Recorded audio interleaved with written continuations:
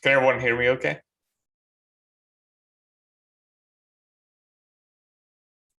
Yeah. Okay, cool. Yeah, so I'll go ahead and get started. Welcome everyone to the webinar.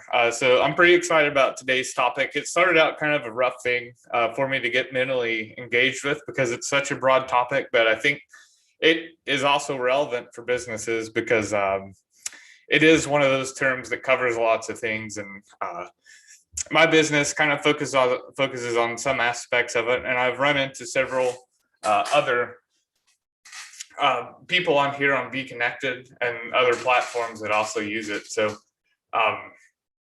again, this is kind of a web show, so I'll get through the content. Feel free to ask any questions in chat, and I'll try to address them if it makes sense there, or I'll wait to the end. Again, these are being recorded live and I'll post them on YouTube. I'm actually going to experiment doing some of the YouTube shorts and getting these posted in the little short bites onto YouTube, Facebook, and Twitter as well to see how they do. So if your business itself works in the technology space or uses some sort of cloud computing or provides services, I'm kind of looking to build some more speakers on here. I have a couple scheduled here in the next couple weeks. One person will be kind of talking about a little bit about digital marketing and trying to make your space on the web in addition to your in-person networking. And then another person is focused on how to use LinkedIn as a point of generating leads and kind of what their business does to strategize and help other businesses do it. They're going to help kind of share their knowledge, but as you'll see, it's just a whole other iceberg of stuff to learn. So I'll go ahead and get started on today's topic. I need to share.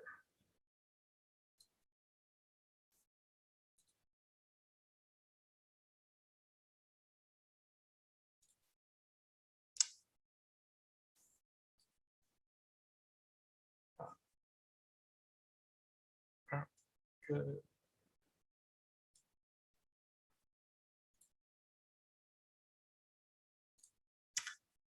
All right, so again, welcome everyone to Navigating the Technology Landscape show.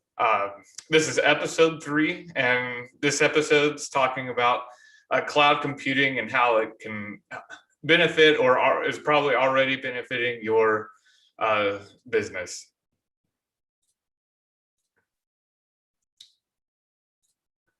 A little bit about me. My name is Jason Madden. I own a company called MadLogic. I've been doing this for about 10 years in different forms and titles, but it all comes down to building software for businesses to perform some sort of task.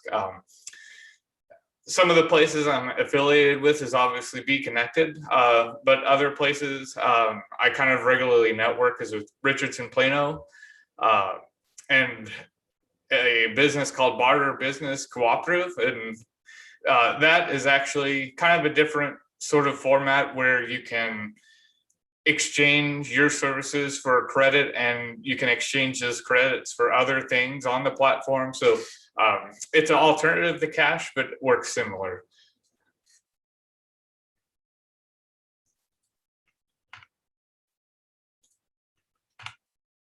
So what really is cloud computing? So we've all heard places like Microsoft Azure, Amazon AWS, Google Cloud, Cloudflare. Slack is considered a cloud compute. Office 365, Dropbox, all of these are services that are provided on the web that require little to no maintenance by us as consumers, and it provides business value. So these are many examples, and it is very broad in what services they're able to provide. But when you get in the mindset of, especially during the COVID and work from home times, is infrastructure for business without having to host the infrastructure. So really up until the last 10 or 15 years, businesses had to have their own hosting environments or contracted out to places. So we had to include maintenance costs, staff to maintain it, just a matter of keeping things updated, installing software updates, fixing kind of the small issues, hard drive failures, little things like that. So cloud computing has really revolutionized being able to run a business with pretty minimal footprints. It's not cheap, but it is much cheaper than trying to do it all yourself, and probably much more effective with our time as business owners. So and I will talk a little bit about blockchain, because it's kind of, who knows if it will be the next thing for cloud computing, but it definitely will be a tool in the toolbox.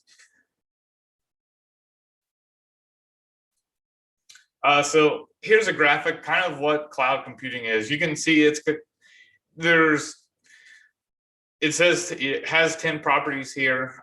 So which of these really matter to us as business owners? All of it, but specifically resource pooling, the economics of it, security, and then ease of maintenance and pay as you go. I think these are all important because it is kind of make sure that we do not have to lose sleep at night for some of these things that,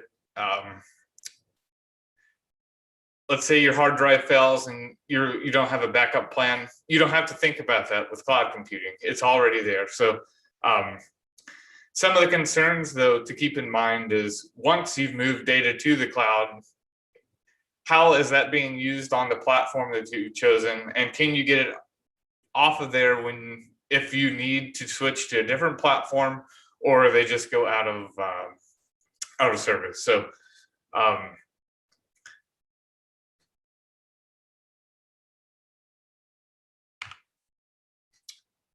so the big three parts of the pyramid for cloud computing is these three items. And if you leave this webinar with this, I'm kind of happy with that, because there's much more to cloud than just the applications that are provided to us through the web. So things like Salesforce or CRM, Dropbox again. All of these things, they provide a huge amount of value, but they are only a small part of the whole ecosystem. So those are examples of software as a service. The next ones are platform as a service, and these are a little bit more technical. So when you are building solutions that you want to provide to consumers on the web, how do you do that? Traditionally, before the cloud computing, this is when we had to have our own servers. We had to have our own software to help distribute the data. serve our websites, things like that. But with this kind of being included as a part of the innovation in the last 10 years, that we don't have to worry about that as much, and it is sold to us as at a reasonable cost. So things like cloud-based databases, self-managed hosting for your services on these platforms. So you can still have a lot of the control that you would have if you own your own hardware, but you don't have to worry about the hardware or maintenance of that. You're only focused on the product you're providing.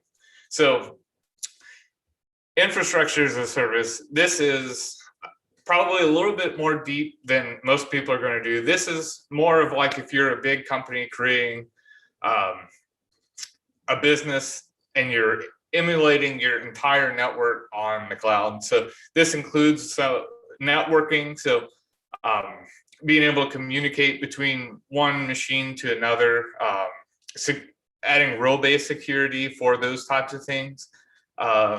You can really build out your whole enterprise on the cloud without needing much more than just your tablet. So they call the core of this is kind of virtual machines. The databases I've already mentioned with the platform as a service, and the networking infrastructure and all the security that comes between those things.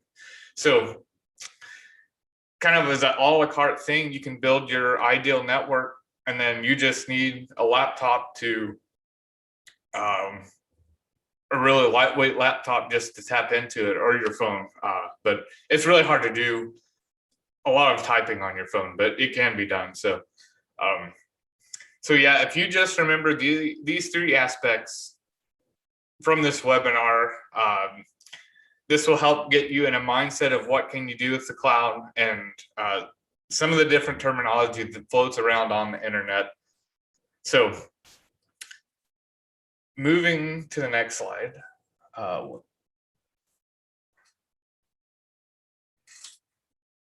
So traditional cloud, and I call it traditional cloud because it's still new, but blockchain is kind of this alternative world. So I want to distinguish between these two topics. So traditional cloud includes things called managed compute.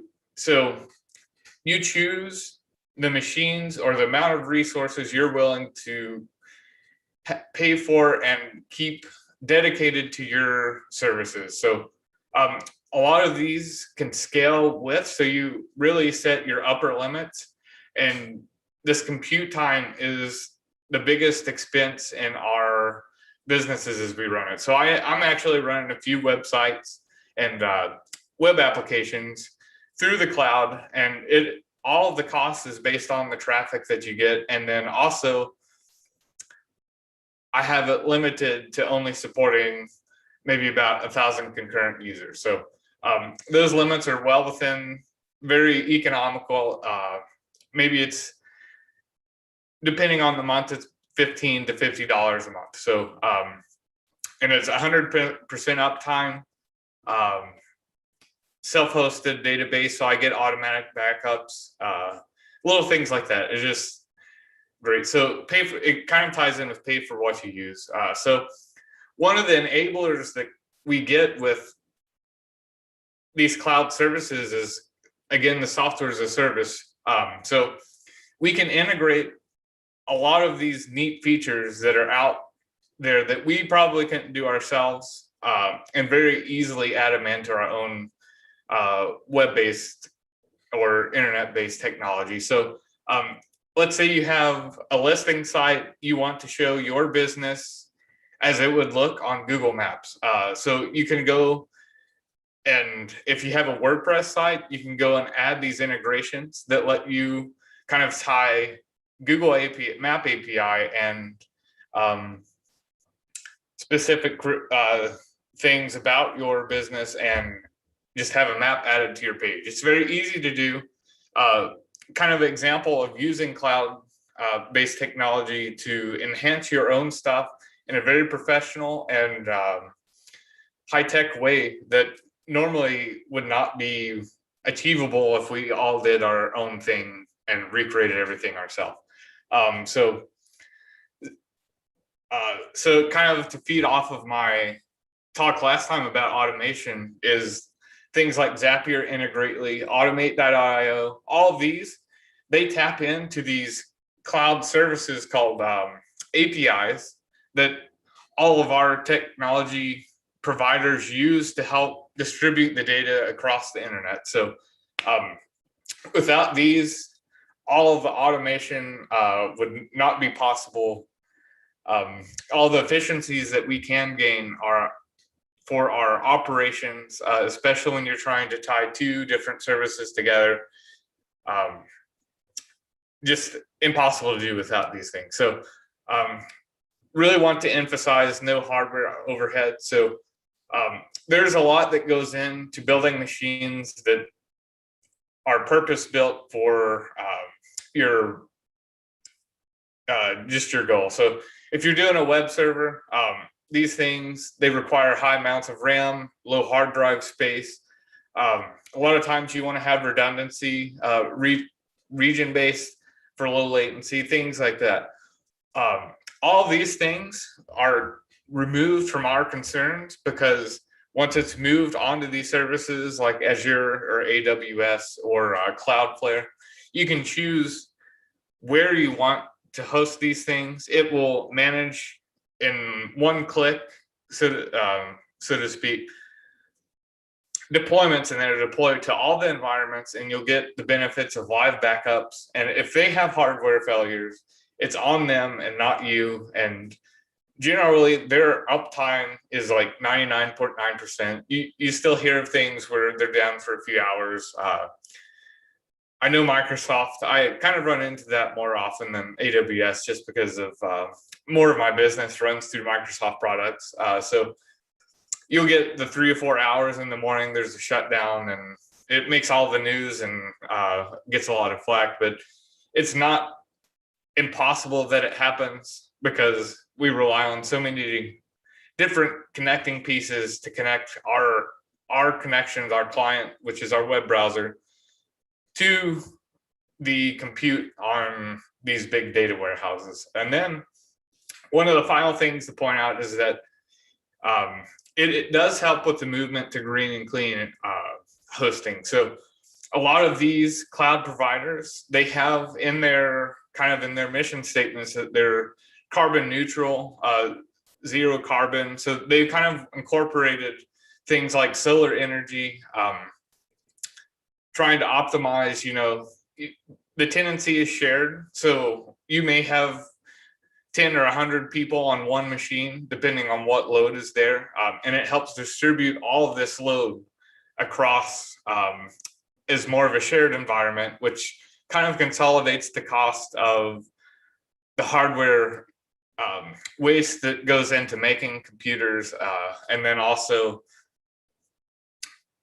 just because of how they provide their power and cooling, they can help optimize it. So some of the things you'll hear about, so they've got like underwater servers because they can tap into water cooling. So these are kind of, think of giant radiators that help draw the heat from the machines. And it's just really cool stuff. So to me, this is a pretty cool motivator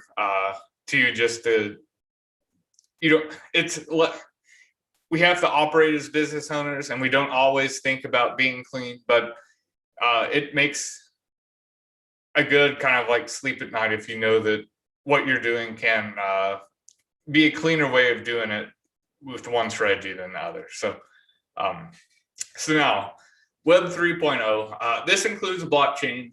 Most people are familiar with Bitcoin because of its potential of investment and taking online transactions, but there is a lot more behind the technology than just being a currency. So I kind of put the definition here, but basically blockchain, every transaction has a record created on this kind of long database. Each transaction is linked together, and the technology itself kind of pieces these together from the start of time to now. And you can go back in time and recreate the whole chain if you step through all of the little deltas that each transaction makes to the store. So now why, the next question is kind of why does that help small businesses? So things like contract management, there's a lot of new technology coming out with supply chain management. There's some projects for cloud-based storage that kind of replace Dropbox. And because of the nature of blockchain being built, knowing that it's going to be distributed to anyone on the internet, encryption has been a very important thing, and anonymity for many of these projects. So basically your ID is only this generated key, and unless you share that key with other people, no one's really going to know it's you. So but this changes how we look at things on the web. So these are this is just a graphic of how we've evolved in our network and compute distribution. So up until the last 10 years or so, before cloud computing really got popular, so centralized network, this was, we would work in a business, all of our traffic kind of went through one server. That server kind of acted there's two or three. One server acted as like a firewall, distributing our internet, our accounts that we logged into. QuickBooks was hosted on server machines, things like that. So all the traffic kind of went to this single point. So now as we've moved on to the internet, we've got more of this decentralized view. But in cloud computing, there still are like these centralized nodes, but there's just many more of them. So we don't have one point of failure, but many points of failure. And depending, you should think about your backup plan and those situations for each platform. But it does reduce the risk of losing everything if one point fell. So that's the internet today. But now the notion of blockchain is more of like this distributed network. So you can think, if you have like the Eero devices from Amazon, or Google also has a mesh network. So it is able to provide a service just as well. One router is able to provide its services just as well as another one. And then one of the big features is each node knows how to communicate with other nodes to relay all that information and create kind of this timeline of events that are organized start to finish. So that is the struggle with distributed computing, is ordering the timing in which events happen. So that's the problem that it is tackling, but it's able to provide that there are many more compute systems, and all the fee structures are very different. So like AWS, Azure, Cloudflare, all these have very similar costing models. Blockchain, Web 3.0, all of them are different. Some of them you have to buy their coin. Some of them you have to use Ethereum, and it just runs on the Ethereum chain. So little things like that. But in essence, we are looking to build applications and services through some strategy to provide our consumers business value. So that's really what cloud computing is. And we want 100% uptime. And we don't want to lose sleep at night by losing our data. So that, to me, that's really the three important properties when we're looking at our business with cloud. So just to mention a few of the projects that I think are pretty cool, that just to kind of take away some of the focus off of Bitcoin and Ethereum, because those are really just popular because of the investment. So for cloud storage, there's a platform called Filecoin. So Filecoin acts almost just like Dropbox. So you have either in your web browser, or you can download a client and store files on a blockchain. So in each transaction, they have something called a Filecoin, and if you upload a file, you have to pay a fee, and there are fees for just holding it there, and then also some fees for distribution. So all of that stuff is still in beta, so it kind of fluctuates, but it's like, if you don't trust the cloud providers for storage, these blockchain alternatives, because they're built keeping out all prying eyes, except for they're encrypted using your identifier. So it's just a different way. So IPFS, so this is almost like a free cloud storage device. So basically you upload your file. You have to host the file if you want it to be available on the internet. But as you host it and more people access it, the system optimizes how that file gets shared. So any person can be a host of files. And if you're familiar with like LimeWire or Napster from the 90s, it is very similar to that. It's just kind of, as the technology's evolved, this is a platform that's kind of resulted. So again, everyone's kind of familiar with Bitcoin. Doge is a different one. So Doge is a currency. It was created as a meme, forked from Bitcoin, and they've done some optimizations to it. Who knows what will happen to it? But all the social kind of media hype around it's been kind of at least interesting and fun to watch. But just yeah, there are so many coins, but it just makes such a great application with blockchain. So decentralized compute. So this is what I really want to focus on with the cloud computing part of it. So Ethereum is pretty much a kind of a code processing chain. So you can commit these functionality, and they're called contracts, into the chain, and you control access to them, but they perform some sort of manipulation that affects the history of the blockchain. So it comes down to contracts, create modifications to the memory store. So you can think of Ethereum if you want to give it a basic thought, it's just a giant hard drive with these contracts that are like programs that causes different information to be saved to the hard drive. And so it has a lot of flexibility on what gets implemented on it. So you'll hear things like NFTs. These are non-fungible tokens. And a lot of the art communities actually move into this just because it allows them to control the monetization and royalties that they get from it. So there's people that's built games on Ethereum. A lot of these are kind of collection based, so collectible card games, if you're familiar with Magic or Pokemon or Yu-Gi-Oh, things like that. People have implemented their own kind of games on there.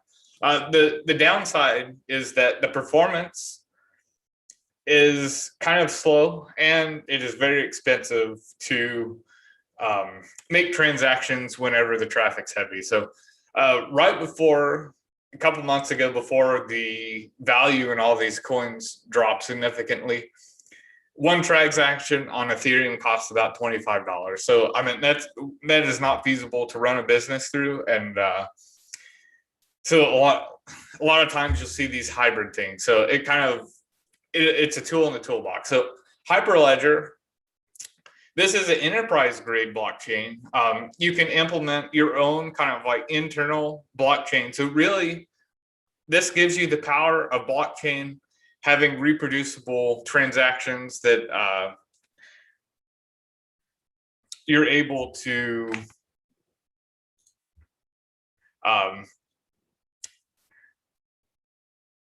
recreate the chain. You can add enforcement. You can do some of the distribution of your nodes in compute, but it is not public like Bitcoin and Doge. So it is enterprise grade. You control security, who accesses it, how you access it, things like that. And it's pretty exciting. This is done by the Linux Foundation, which is a big provider for servers and infrastructure for cloud computing. So Linux Foundation, they focus on building Linux operating system, and because it is open source and you don't have to purchase licenses for many of the different flavors of it, it makes great ways to host your databases and data on virtual cloud, or just you don't have to worry about the cost. So and once you've gotten into it, Linux is a very good operating system. So one of the last ones I'll mention is ISCC Foundation. So there is a lot of work that goes into timestamping our documents, trying to timestamp media that we post on the internet. And it's actually pretty expensive if you're trying to do this through a different means. So there are services out there that will let you submit a timestamp for documents, but you have to go into a lot of detail about what that document's for. And it has quite a cost to it. So things like this brings a lot of new ways to protect ourselves. So if you're a writer, my wife is an author. They pass around their work to get kind of critiques, to just have proofreading, but it is very open system. Someone could run with something, run away, go to some back in the wall publication and submit it. It would be very hard to trace, and who would get credit for it? It's probably going to be the first one that makes money off of it. So timestamping becomes a very important feature when you're starting to distribute things on the web. So so this foundation is being built as a timestamper on blockchain that is really inexpensive. And because of its nature of being distributed, it can be more widely accepted that it is not a hack or a fake thing. So still kind of early technology, but I think it's a pretty exciting project. So now I kind of want to go into different examples how your business could use the cloud in different ways that maybe you aren't now. So at this point, if you have any questions, please feel free to ask them. So I'm just going to walk through a few examples to help maybe brainstorm ideas. But some of these are kind of constructed and some are kind of from other stories. So one example was cloud storage. You're globalizing your business. You need a way to distribute your files. So most everyone's familiar with one of these platforms: Dropbox, Google Drive, OneDrive, and then, like I brought up before, File.io. All of these, what do they bring to the table? So you're able to share, distribute links. You have access control on these files. You don't have to expose your personal hard drive to give people access to these. You're able to integrate everyone's changes. All these benefits would not be there without the infrastructure of cloud. So all of these would be considered software as a service. The next example is big, is disaster recovery. So as our businesses grow, what we have to think of contingency plans of floods, tornadoes, things like that. What if someone just stole our computer from our hands? How much would that lose? So cloud computing adds this to our toolbox to make sure that we do have those backups and have a strategy to make sure that it's going to slow us down, but it's not going to be irreplaceable. That's kind of the goal. So there's actually, I'm just now thinking of this. There are backup plans that let you install a client on your computer. You configure what you want to back up, and it will continuously write your files to the cloud. So that's software as a service, but also because it's cloud-based, you set up all the configuration, like how often do you want to upload. You don't have to physically have a hard drive to back up to. They manage your snapshots. So if you have a file, you've updated it, don't like the changes, don't have a record of it locally, you can go on there, get a previous version, and then restore it. So it takes some of your worry of having to think of ways to replicate it. You don't have to duplicate files to save versions. All that's handled for you in the cloud. So now disaster recovery here, I'm talking about, let's say you provide a service online, you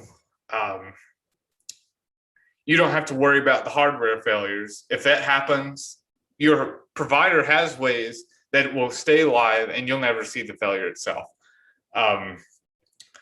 Cloud-based solutions, if you put them on Azure, AWS, or Cloudflare, you configure it once, put your plan in. You really don't have to monitor it. So that's part of the service they provide, is that they guarantee that service. It's not bad to peek in, make sure that you're able to restore those files, but you don't have to go and babysit them like you would if you were just making local file backups. Those are prone to failure. It may be weeks before you notice it if you don't check it regularly. It's kind of those things that you're trying to prevent. So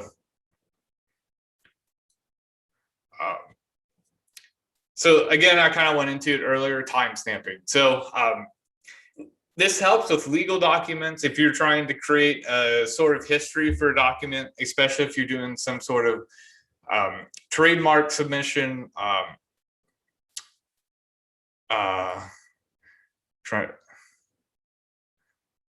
when you're trying to protect your IP, if you are not ready to submit it, but you still want to save your ideas, timestamping becomes a valuable tool, because you can take versions of those files, create a history on it, and then it's better than saying, well, I sent this in an email, you can look at the timestamp there.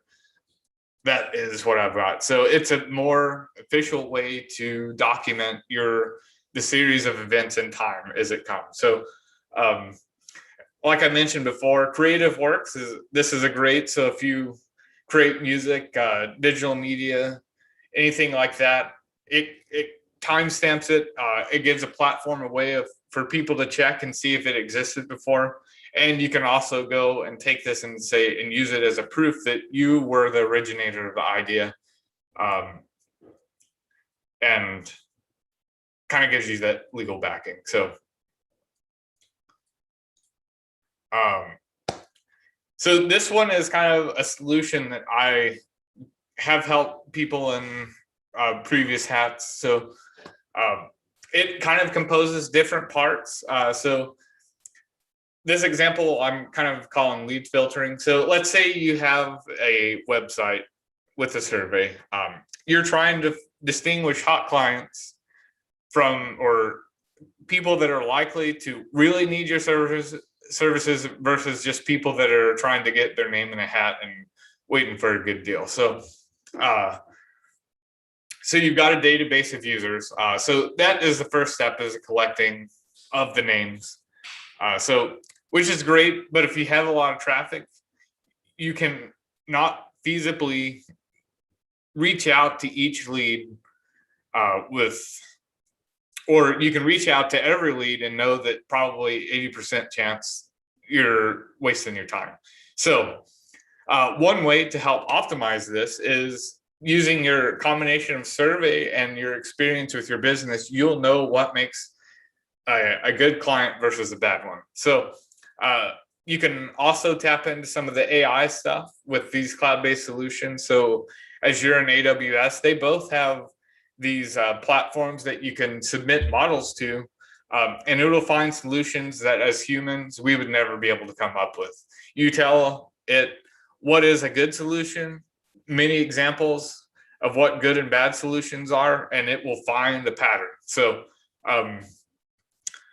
this is a good way to that is more sophisticated than just filtering our databases and down selecting them ourselves. So and then the next step is, once you have those hot leads or high chance of getting your investment back, is integrating those into your CRM. So your CRM is not in a huge mess of having a bunch of probably no's, whereas if it's in your CRM, you know you need to really kind of spend the time on those leads and tracking it. So CRM is a whole different cloud thing.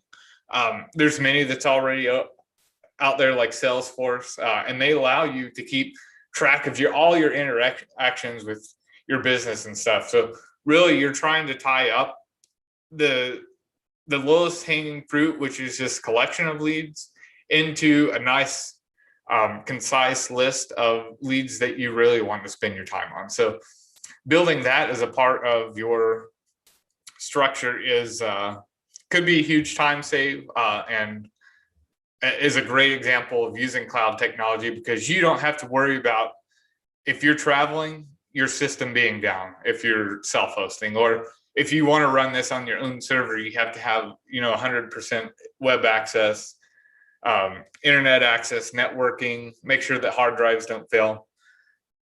That's kind of the way of the past. So now another kind of application of all these different things that kind of makes ideal solution that I kind of build for people is, let's say you are looking to help your businesses that consume your services and be able to analyze the data that's coming in, incorporate it into their KPIs, and this process of continuous integration of KPIs, being able to at any point monitor how our business is performing. This takes cloud computing integration with many services. So it's a combination of Salesforce. If you do a lot of social media stuff, you want to incorporate the performance of your ads. If you do lead generation with like ClickFunnels, or have different little one-page websites to redirect your traffic, that's a lot of data accumulation, a lot of time spent pulling it together, if you're not pulling it together, and then being able to store it, recall it, and then have the ability through time see how your business matured its use of those different technologies. So this is one aspect that's very easy to just, we glance at what's there, we get a few filters, and we kind of build our own mental models for this. But when you really look into what power of pulling that stuff together, it does take a lot of effort and kind of infrastructure on the cloud to do it. But the value it brings gives you kind of like that live feed of your health of your business. So, but if you provide services to people, then you need to get that information out there so that people can help consume it in a live way. So how would you do that? So you provide this information through a database probably, and you also need a way for people to communicate digitally with your data. So this can be done either by providing an API or a web application that allows people just to go in and download either like an Excel export or a CSV so that they can do their own digesting. And there's a lot of great tools like Tableau, or Microsoft has a business BI platform. I can't remember the name. Google has Data Studio. All of these tools you can either use external APIs to pull the data in, or you can import your own CSVs, define how those platforms digest it, and then get a view of that all with the combination of data, or just really having like a HUD of different views that are, fresh. So it's a different kind of application of cloud computing. So at this point, that's all the content I have. If you have questions, please feel free to reach out. So part of the fun of what I do is helping people build solutions that utilize cloud computing. I kind of want to help people. Don't worry about the cost of it yet. At least brainstorm, get the idea out on the table, and see what it would take to build it. There's a lot of things that get expensive really quick, but there's also going to be a lot of things that are going to be paid pretty much in the time that you save. So,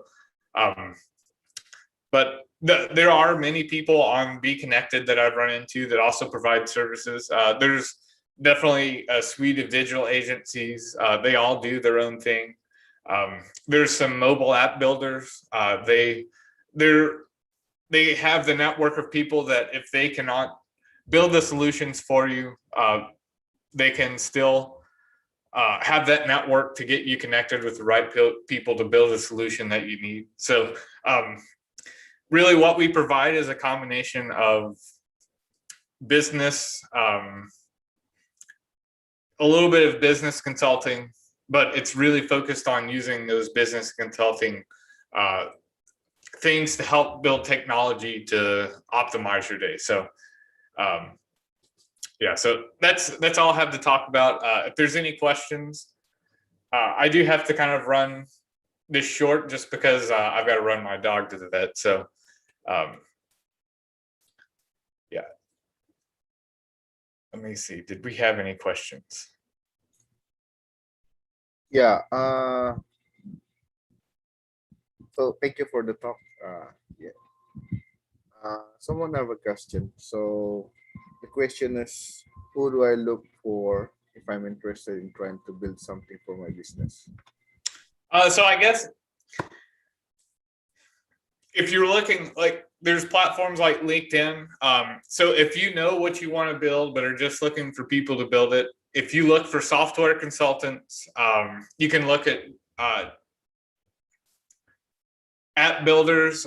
Just Google app builders on LinkedIn, software consultants, outsource providers, outsource software, custom software development, those search terms that'll help you just give you the toolbox you need to build solution that you know you already need. So if you are looking, you don't quite know what you need to build, then you need to find people that are more like solution consultants.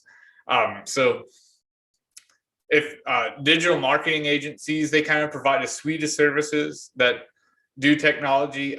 So my focus is something on automation and a little bit of this cloud computing stuff. So I'm data integration. That's my focus.